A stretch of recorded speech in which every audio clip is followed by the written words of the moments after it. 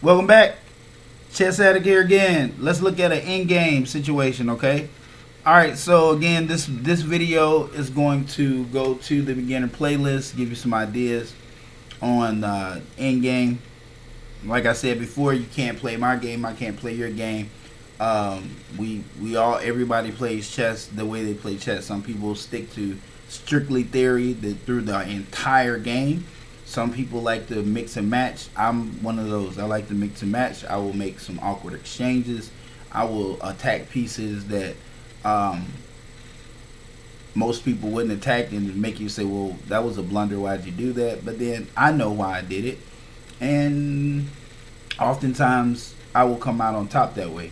But anyway, let's look at the game. Alright, so playing my normal London, but I did it a little different. This is the Mason attack. So let me stop. It's not the London system. It's the Mason attack. There are more D4 openings other than the London system. This is one of them.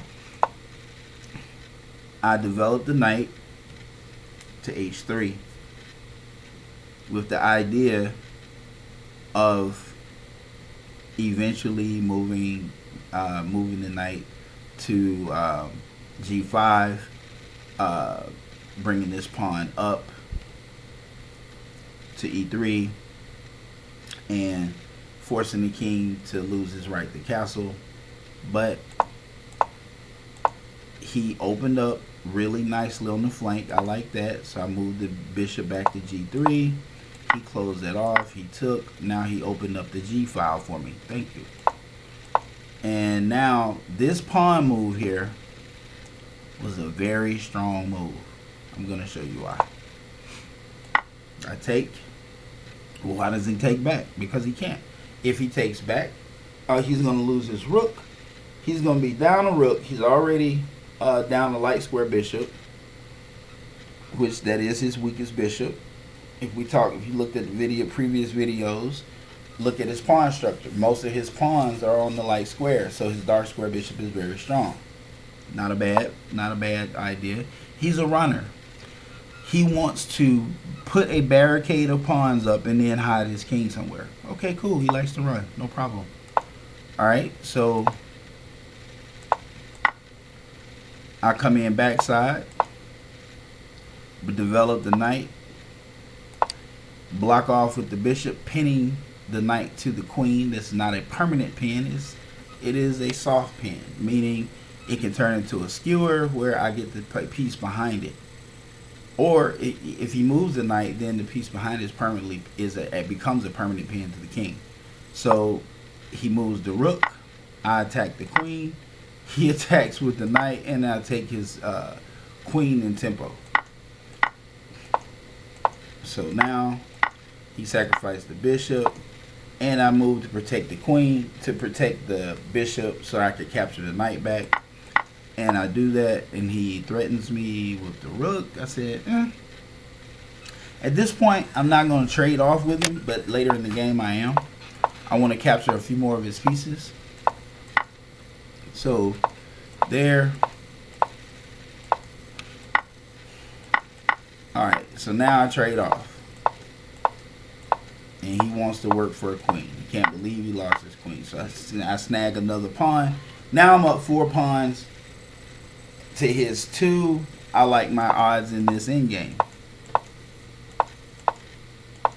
So I queen, check, take. Now there's no way he can stop me from queening. No way. Now let's talk about these moves. Okay, so let's go back. Okay. Answer some questions some beginners might have. I'll just do it in the game. Okay, so from this position, at what point, Chess Addict, do you know you're going to trade your queen off? When I snag this pawn, that's how I know. Well, I snag the rook, and boom. When those pawns, when I have the down, hands out, like hands down, pawn majority, I'm willing to trade pieces. Okay? So I've got two center pawns that are passed, and one's gonna queen. The whole purpose of that queen is to take both this pawn and this knight. That is the whole purpose. Not to try to figure out how to checkmate him. I don't like having knights in the end game. Some people do. I don't. I don't like having them. Sure, from right here, you can say, oh yeah, checkmate is easy. No, it's not, because I've let this pawn get too far down here, because my whole idea during the game was not to try and put myself in a forking situation and let this knight run rampant and start taking all my pawns. No, I'm going to preserve my pawns, because right now his knight can't move. If his knight moved to any other square, which I would not take if he moved down to, if he moved to C1, I wouldn't take that. I would take the pawn. So he can't move there. He can't move and put me in check on the E1, because I would just simply take with the rook, and then he can't protect the pawn even if he brings the king down. He can't move to F4 because the king can take him by himself. He can't move to E4 because the pawn would take him and it'd be two headed to a queen. His knight can't move. His knight has to stay right there. He can't take the pawn that is located on F2 because the king would take the knight. He's got to stay right there. He's not going anywhere. Okay.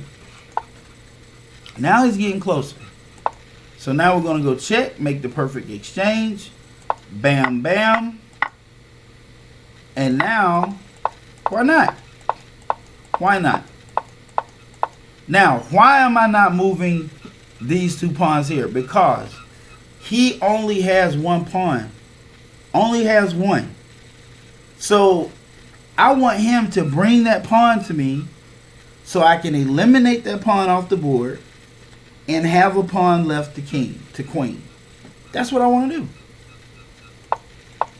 So now I push. He's got to keep moving his king. I'm going to protect this one. Trade. He goes to attack it. Now I've got two pawns. Just like I wanted. Crown one protects the other. And checkmate. In games, sometimes a player can be very strong in the end. That's one of my weaknesses. I'm a better middle game player. And then some will say that the middle game determines the end, but that's not actually true. It's actually the opening that will determine your end game. Sometimes the middle game will transition as to how you get it, what you have going into the end game.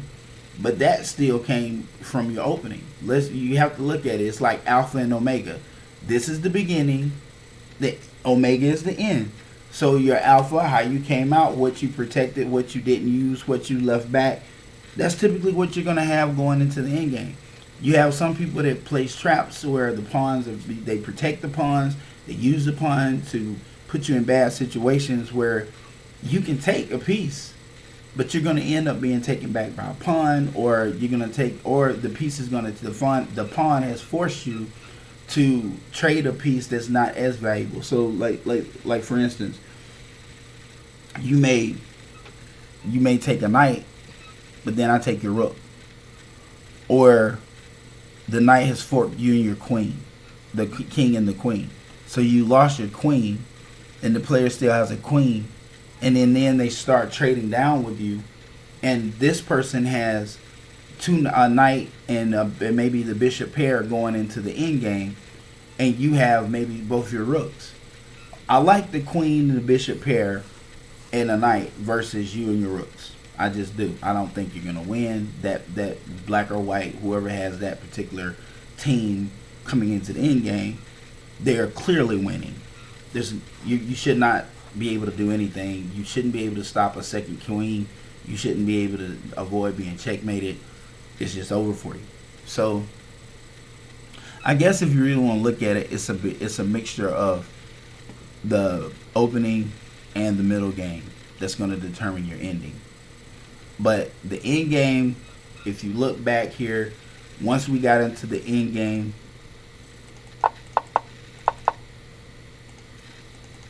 probably easier to go back this way. Oh, there was a lot of moves made. If you look right back here,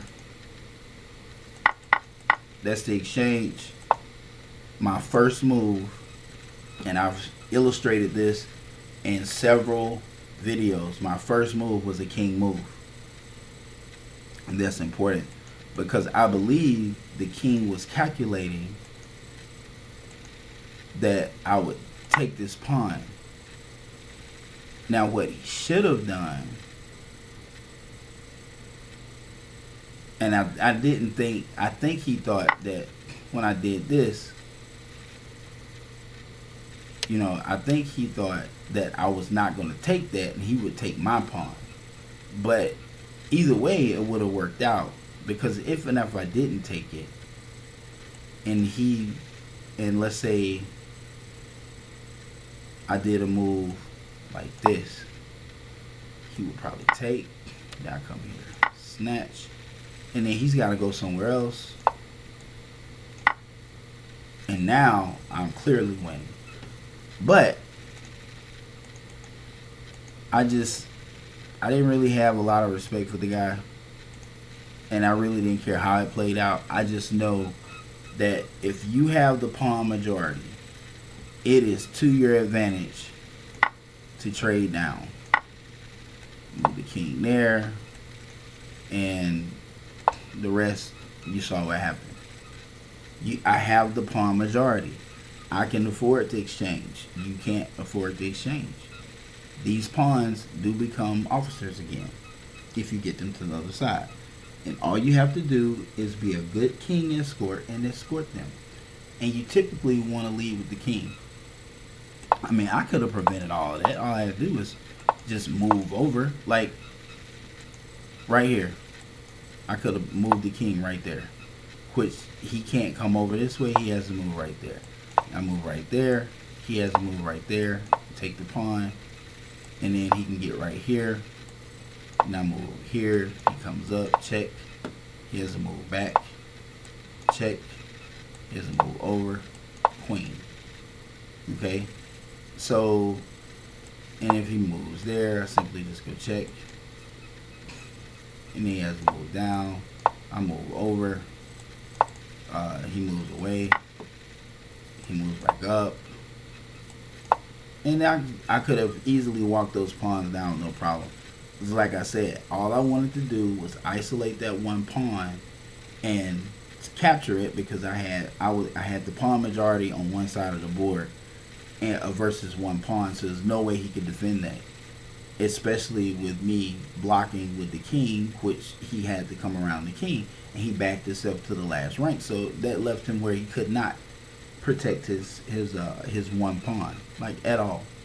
Okay, so as always, thanks for watching. If you like the video, click subscribe, hit like, drop me a comment, ask me a question, shoot me an email, chessaddict35802@gmail.com. Let me know what you think. If there's any grandmasters out there, let me know what you think. Also, send me some advice. I am trying to improve my own game. Alright, thanks for watching, and I will see you on the next video.